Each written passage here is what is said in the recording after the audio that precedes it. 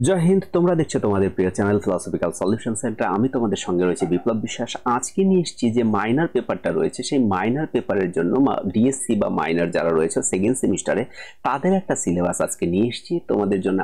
এই দেখো সিলেবাসের মধ্যে কি রয়েছে সেই বিষয়কে আমাদের জানার দরকার সবার প্রথমে। তাছাড়া আমরা বুঝবো কেমন করে যে আমাদের পেপার কি রয়েছে বা কি পড়তে হবে। তো চলো আর দেরি না করে সরাসরি আমরা চলে যাই আমাদের ভিডিওতে। আজকে দেখবো আমরা পুরো সিলেবাসটা। তো অনেকক্ষণ সময় নয়, অনেক সময় জীবনে নষ্ট করছো, এটা দেখেও একটু সময় নষ্ট হোক, তাতে কিছু সমস্যা নেই। আমরা নষ্টর মধ্যেই কিছু জীবনে শিখবো, এটাই আমাদের উদ্দেশ্য। তো চলো আর দেরি না করে সরাসরি চলে যাই। তার আগে বলে দিই, যারা এখনো আমার চ্যানেলটাকে সাবস্ক্রাইব করোনি, তোমরা অবশ্যই তোমাদের এই চ্যানেলটাকে সাবস্ক্রাইব করে নিও, যাতে পরবর্তীতে আমি ভিডিও দিলে তোমাদের কাছে পৌঁছে যায়। তার জন্য তোমরা অল নোটিফিকেশনকে অন করে রেখো, ঠিক আছে? আর ভিডিওতে একটা লাইক করে জানিও এবং কমেন্ট করে অবশ্যই জানিও ভিডিও কেমন লাগছে বা ভিডিও কেমন হচ্ছে তোমরা সেই বিষয়টি। তাহলে চলো আর দেরি না করে সরাসরি আমাদের সিলেবাসটা দেখা যাক। তো তোমাদের সিলেবাসটা দেখো ঠিক এরকম রয়েছে। যারা মাইনর পেপার রয়েছে মানে ডিএসসি অথবা মাইনর যাদের রয়েছে, মাইনর পেপার আমি একবার অলরেডি যে অনার্সের মানে মেজর পেপার যেখানে আলোচনা করেছি সেখানে অলরেডি একবার দেখিয়ে দিয়েছি, আইডিসিও একবার দেখিয়ে দিচ্ছি, এখানেও একবার দেখিয়ে দিচ্ছি। যারা ধরো ডিএসসি কোর্সে রয়েছে বা মাইনর পেপারে রয়েছে, যেখান খুশি সেখান থেকে নিতে পারো তোমরা দেখে। তো দেখো সবার প্রথমে আমরা দেখব যে ডিএসই মানে ডিএসসি তে যারা রয়েছে, ডিএসসি সাবজেক্ট দেখো মেজর 1 বা মেজর সরি এ অথবা বি, যেখানে তোমাদের ফিলোসফি যদি থাকে ডিএসসি, সেখানে তোমরা দেখো এই একই বিষয় যে ডিএসসি টু ওয়েস্টার্ন লজিক তোমাদের এবার রয়েছে।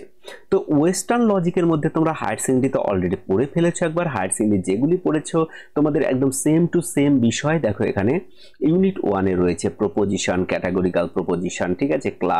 Class, categorical proposition, quantity and quality যে প্রপোজিশন, অর্থাৎ পরিমাণ গুণ অনুসারে বচনের শ্রেণী বিভাগ বা বচন বলতে কি বোঝো এগুলি।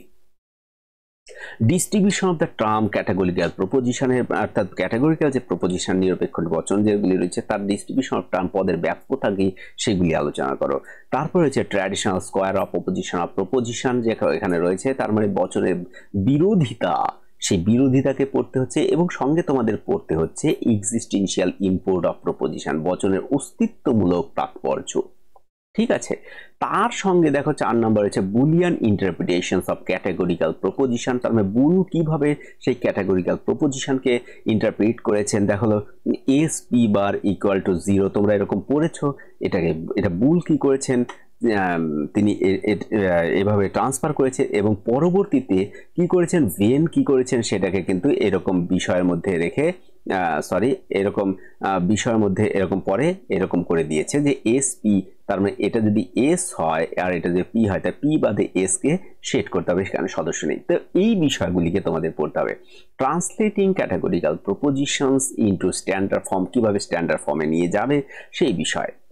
এবং ইউনিট 2 তে দেখো রয়েছে definition, nature of deduction argument, deduction definition and nature of deduction argument, সেই ডিডাকশন আর্গুমেন্ট কেমন হবে।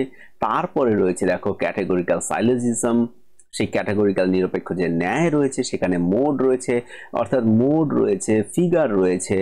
তারপর টেস্টিং সাইলোজিজম ফর ভ্যালিডিটি, সেই কিসের মাধ্যমে টেস্টিং, এই সাইলোজিস্টিক্স রুলসের মাধ্যমে সেটাকে ভ্যালিডিটি ইনভ্যালিডিটি প্রুভ করা। তারপরে 10টি রুলস রয়েছে, তোমরা হায়ার সেকেন্ডারি পড়েছো, কপি 7টির কথা বলেছেন, ওগুলি দিয়ে করতে হবে।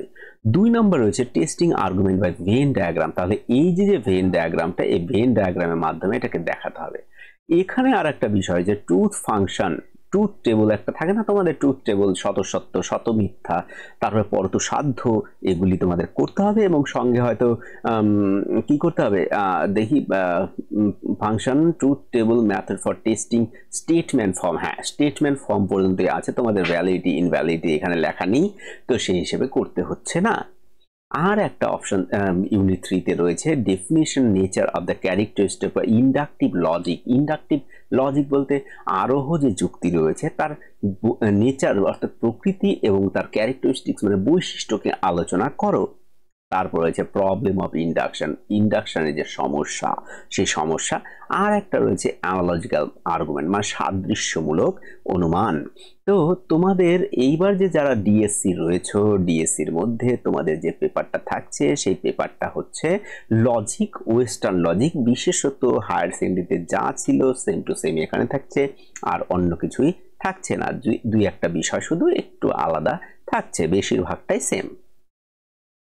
এইবার দেখো এখানে রয়েছে যে মাইনর যারা পেপারে রয়েছে তাদেরও ওয়েস্টার্ন লজিকই থাকছে, এবং সেটা একদম ডিএসসিতে যা ছিল, তার মানে DSC equal to MINOR, minor same paper. এটা আর বলে সময় নষ্ট ভিডিওতে করছি না, তোমরা শুধু দেখে নিও।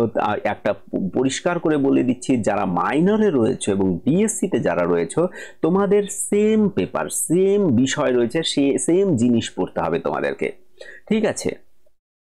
আর তোমরা জানো যে তোমাদের আর একটা বিষয় থাকছে যে মাল্টি ডিসিপ্লিনারি যে সাবজেক্টটা রয়েছে সেটা তোমাদের একটা থাকছে, সেটাকে আইডিসি তোমরা বলো। সেটা হচ্ছে বিহেভিয়ারাল সায়েন্স যেটা রয়েছে সেটা। এখানে দেখো তিনটি ইউনিটে ভাগ করা হয়েছে, তিনটি ইউনিটে ভাগ করা হয়েছে। 1 নম্বর ইউনিটে সোসাইটি অ্যান্ড কালচারকে রাখা হয়েছে।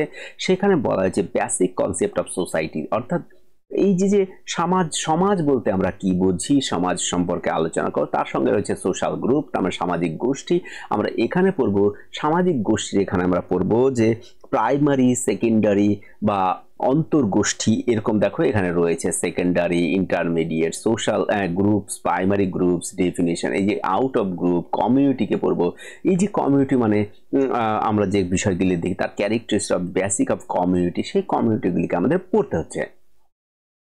2 নম্বর হচ্ছে সোশ্যাল ইনস্টিটিউশনস, এই যে সামাজিক প্রতিষ্ঠান, definition of the social institutions. তার দেখো marriage, definition of marriage, form of marriage, monogamy, polygamy, polyandry and group marriage, family যেখানে একটা বিষয় রয়েছে সেখানে ডেফিনিশন আর ফাংশনস অফ ফ্যামিলির কাজ কি সেই বিষয়গুলো আমাদের আলোচনা করতে হবে।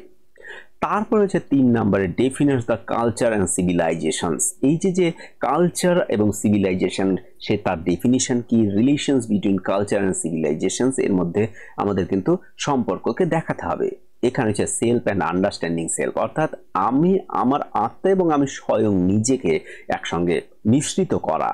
এই যে meaning of self and component of, অর্থাৎ সেলফ বলতে কি বুঝি এবং সেলফের যে কম্পোনেন্টগুলি কি, অংশগুলি কি সেটা। 2 নম্বর রয়েছে meaning of self confidence and self awareness, তাহলে একটা সেলফ কনফিডেন্স একটা রয়েছে আর একটা রয়েছে অ্যাওয়ারনেস, তার সচেতনতাও রয়েছে, এবং কনফিডেন্ট যে আত্মসচেতন এবং স্বয়ং স্বনির্ভর সেই বিষয়। আর একটা রয়েছে meaning of the self esteem, form of self esteemed, inflated, higher and low, এই একটা বিষয়কে তোমাদের পড়তে হবে। এটা তোমরা কোনোদিন হয়তো শোনোনি এখনো। আর একটা হচ্ছে হিউম্যান ইমোশনস অ্যান্ড অ্যাটিটিউড, ঠিক আছে। এখানে definition of emotion, characteristics of emotions, positive and negative emotion, এই আবেগ সম্পর্কে কিন্তু আমাদের পড়তে হচ্ছে। আর এখানে দেখো definition nature of emotional intelligence, তার মানে বুদ্ধিমত্তা, এই যে আবেগের বুদ্ধিমত্তা সেটা এবং তার নেচার কি। আর একটা পড়তে হচ্ছে ডেফিনেশন নেচার অফ অ্যাটিটিউড, এই অ্যাটিটিউডকে আমাদের পড়তে হচ্ছে, কম্পোনেন্ট অফ অ্যাটিটিউড পড়তে হচ্ছে। তাহলে এটা আইডিসি, যেসব কলেজে আইডিসি ফিলোসফির আইডিসি রয়েছে একমাত্র সেই সব কলেজে এটা গ্রহণযোগ্য। যাদের কলেজে আইডিসি ফিলোসফি নেই, দেখবে অনেক কলেজে তোমাদের আইডিসি লিস্ট দিয়ে দিয়েছে, তাদের জন্য কিন্তু এটা কাজ হচ্ছে না, তোমাদের ওই আইডিসিকেই পড়তে হবে। কিন্তু যদি কোনো কলেজ যদি নির্দিষ্ট করে বলে থাকে যে ফিলোসফির এই আইডিসি তোমাদের পড়তে হচ্ছে, তোমাদের জন্য ফিলোসফির স্টুডেন্টের জন্য যদি নির্দিষ্ট করা থাকে, তাহলে কিন্তু তাদের এই বিষয়কে পড়তে হচ্ছে, আর কিন্তু অন্য কিছুই তোমাদের পড়তে হচ্ছে না। আশা করি তোমাদের এই ভিডিওতে যে তোমাদের বিষয়টা রয়েছে তোমরা সেই বিষয়কে অবশ্যই পেয়ে যাবে, এবং তোমাদের এই যে পিডিএফটা যে কি বলে সিলেবাসের যে পিডিএফ তোমাদের অবশ্যই ডেসক্রিপশন বক্সের মধ্যে থাকবে, তোমরা নিয়ে নিও সেখান থেকে, তাহলে তোমাদের বেশি সুবিধা হবে যে কেমন রয়েছে সেই বিষয়কে তোমরা দেখে নিও। তো ভিডিও আর বড় করছি না, ভিডিও এখানে শেষ করছি, দেখা হবে আর নতুন আরেকটি ভিডিওতে। সকলকে ধন্যবাদ জানাচ্ছি। জয় হিন্দ, জয় ভারত।